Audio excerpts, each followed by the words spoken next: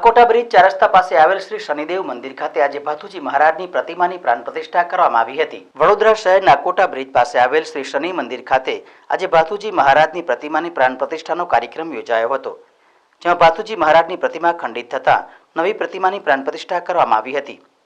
યોગાનુયોગ 14 August 2012ના રોજ ભાથુજી મહારાજની પ્રાણ પ્રતિષ્ઠા કરવામાં આવી હતી, ત્યારે પ્રતિમા ખંડિત થતાં આજે 14 ઓગસ્ટ 2025ના રોજ નવી મૂર્તિની પ્રાણ પ્રતિષ્ઠા પહેલા ભાથુજી મહારાજનો વરઘોડો કાઢવામાં આવ્યો હતો।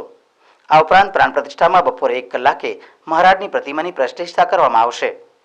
વધુમાં અશોક પવારે જણાવ્યું હતું કે બદામડી વિભાગ દાંડિયા બજાર સ્થિત શનિ મંદિરે જે ભાથુજી મહારાજની મૂર્તિ હતી એ ખંડિત થઈ હતી અને યોગાનુયોગ 14/8 આજે 14/8 છે। જ્યારે પહેલી વાર બેસાડ્યા હતી ત્યારે 14/8 હતી અને યોગાનુયોગ એવું છે કે અમે નક્કી કર્યું પણ નહોતું કે 14/8 બેસાડવાની અને તારીખે એ જ આવી ગઈ 14/8 એટલે આ કુદરતનું કરિશ્મા છે કે એ જ તારીખે અને એ જ દિવસે આજે ભાથુજી મહારાજને ફરી પ્રાણ પ્રતિષ્ઠા અમે કરી રહ્યા છીએ।